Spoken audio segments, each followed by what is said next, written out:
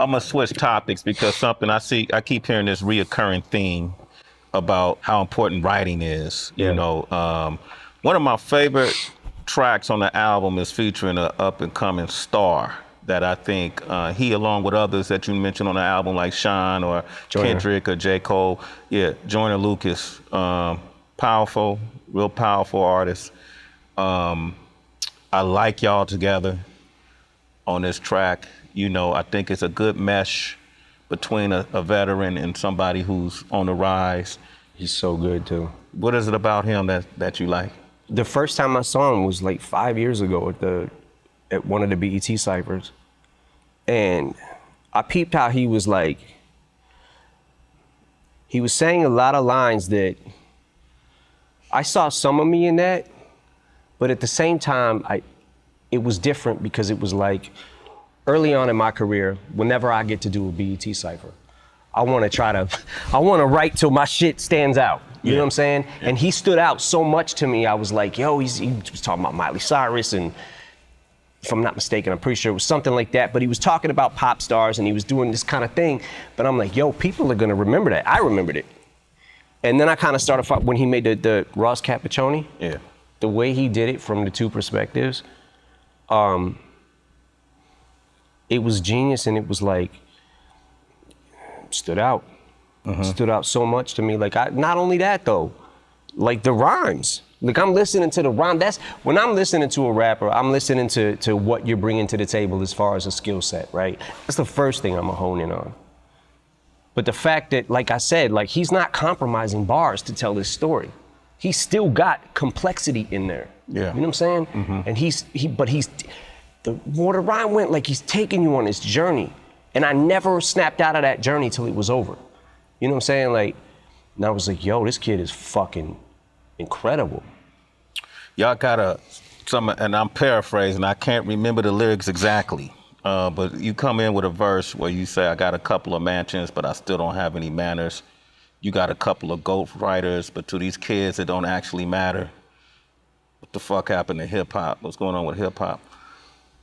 People took that line and thought you were indirectly talking about Drake. No, see, here's the thing. I saw that too. Yeah. Drake is always going to be in my good graces because he did something for one of my daughters that I will never forget, and he will always be in my graces with that. And I like Drake. What I'm telling you with these lines is, I don't know what's real and what's not at this point. You know what I'm saying? Because you hear shit about this rapper, that rapper, whatever. I'm telling you that I don't do it, never have, and never will. If I ever need a ghostwriter, I need to just fucking put the mic down. You know what I'm saying? So that's my personal belief. As far as anybody out here that does use ghostwriters, that's fine.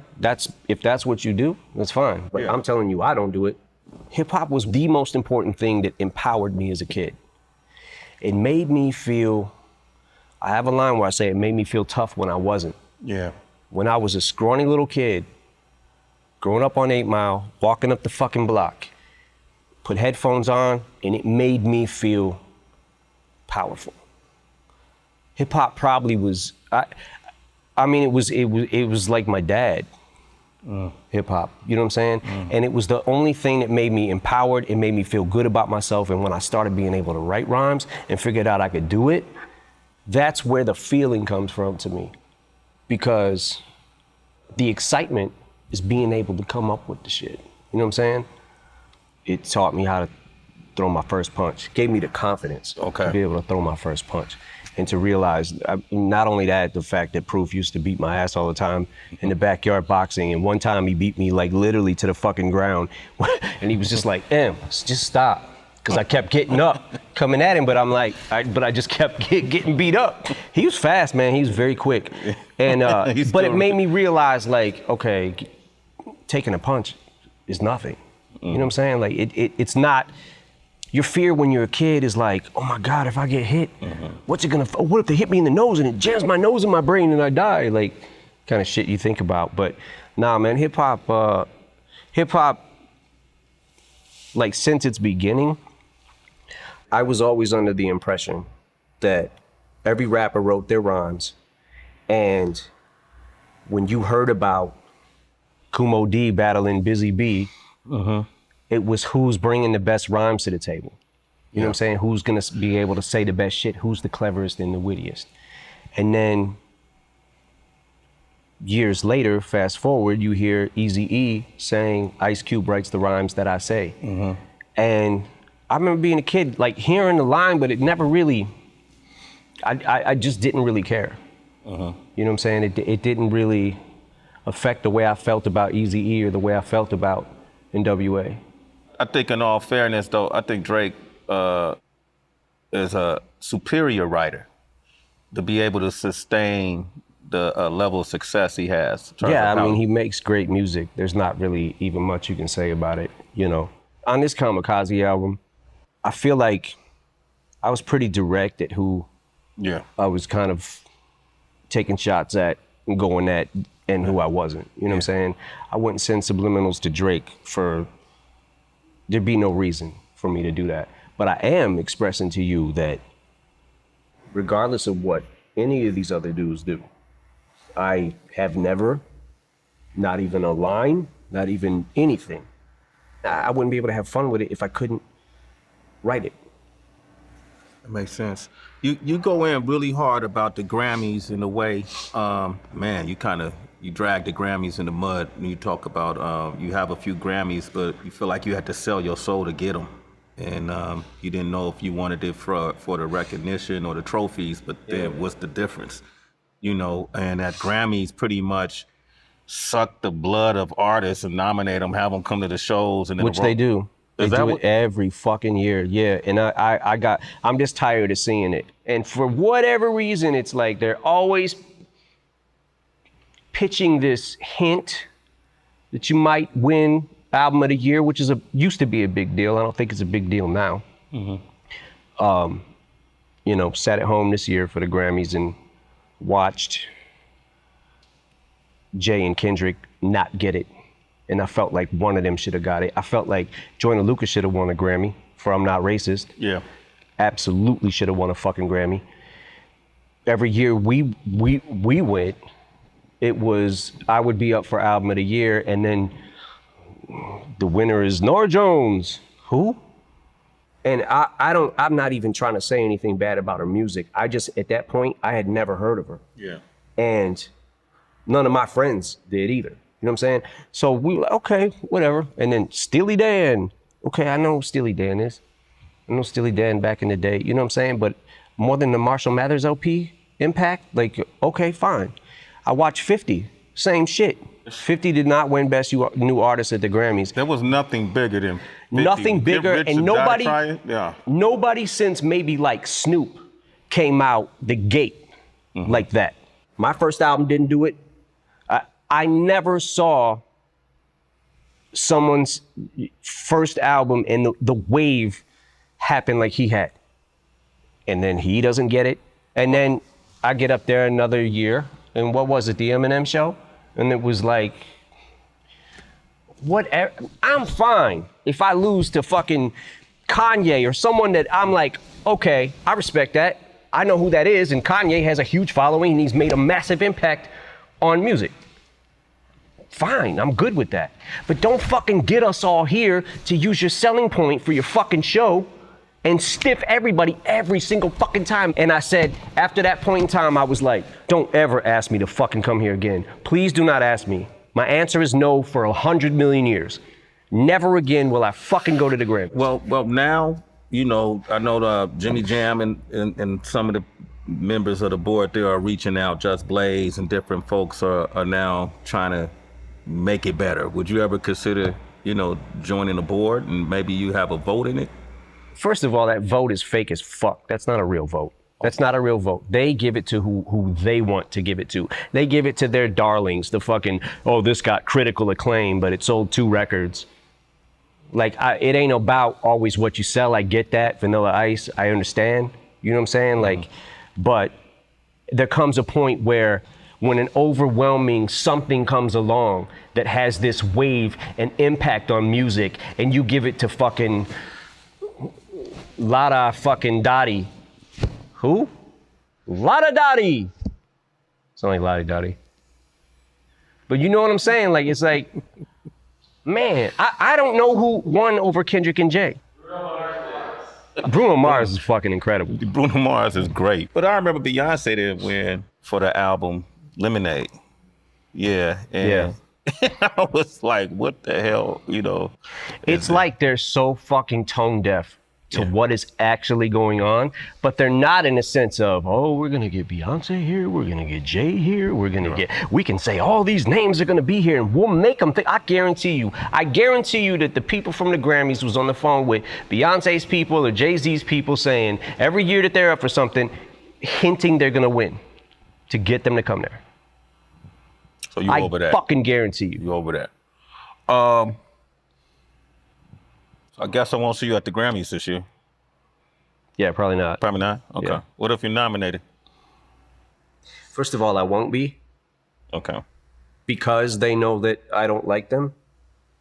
And if I was, I wouldn't win because they know that I don't like them. One final question. I want to ask you about a song that, to me, man, it was probably one of the most heart-wrenching songs on the project was Stepping Stone. You know, and you tell the history of D12, how it started, you know, and what happened through the duration. And at the end of it, you said it's over. That's it.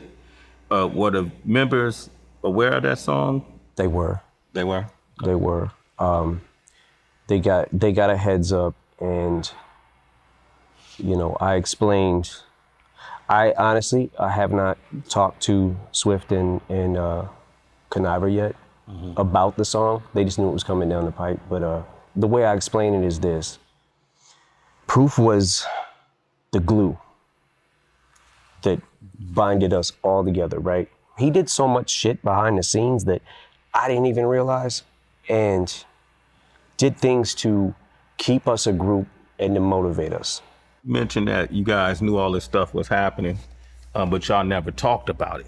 You know, you were men, you know, I'm paraphrasing in the verses, but everybody was doing their solo projects, and, you know, y'all was drifting further apart. Well, that's what ended up happening, was everybody was kind of doing their solo things, made solo projects, mixtapes and things like that, and we're doing shows. And I think the conversation now going forward is to see if there's anything we can do to help their solo careers.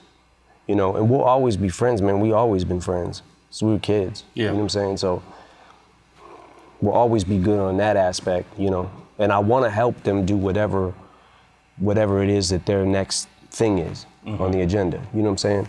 Mixtape, album, shopping, whatever it is. When I listen to these stories, and I've known you since the 90s, and I've known you through these ups and downs, and even if I wasn't there on your side, I was there on your team, so to speak, you know. Absolutely. I'm sitting there thinking, man, this man must have went through some great therapy, because right now, where you at, you seem like you're in a comfortable place, you know who you are, you know what you want, and even though you got these people coming at you, get strong enough to respond in a way that you wouldn't naturally do it. How did you get to this place, though? Did you do therapy? Was it? Nah, my music is therapy, you know? So I just, I don't know, man, I've been coasting through, and I feel like I write all the time. Whether I use it or not, you know, I write all the time, and that's my best therapy, is to be able to get stuff out. Just like the D12 song, it was like one of those things where, like, I know that they have things they want to say to me, and I have things I want to say to them. So this is kind of how I wanted to tell them, like, you know, I love you guys, like, forever. Like, I'm here. It just, doing the D12 album just doesn't seem, in this climate right now, Yeah. I don't know how that would even work. You know what I'm saying? You're going through enough with this climate. Right. So imagine D12. Let me ask you this, moving forward, this will be my final question.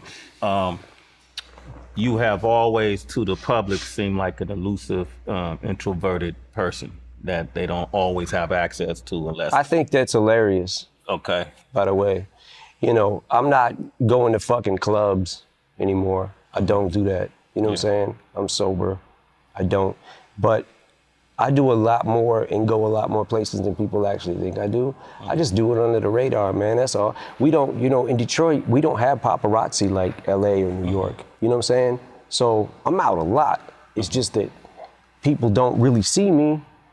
So you out and about. Yeah. That's interesting to know. Like I said, you're not gonna catch me at a club fucking throwing money or, you know what I'm saying? Like, I've been through all those days and all that shit.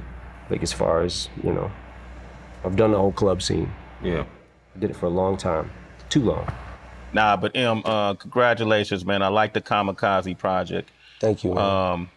I think the majority of folks who listen to it cannot deny that you're an elite group of lyricists. Thank you. And I'm a dude who's been in this for multiple decades, and you're at the top of my list. Thank you, man. Thank you. And I like to see you keep flying forward, regardless of the, whatever the critics have to say. You've had critics since your first album.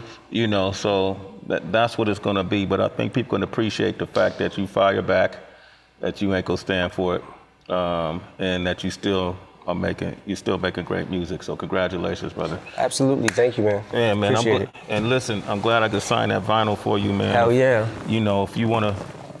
Like I said, I'm gonna take it home, check out some bars. Okay, here, let me see that. Show that. So this is, you see that? Swaying Tech. Shout out to King Tech. This is my brother, partner in crime since high school, since day one. Still Swaying Tech, live forever. Shade 45 Monday nights. Make sure you tune in, okay? Shade 45. Shade 45, damn it.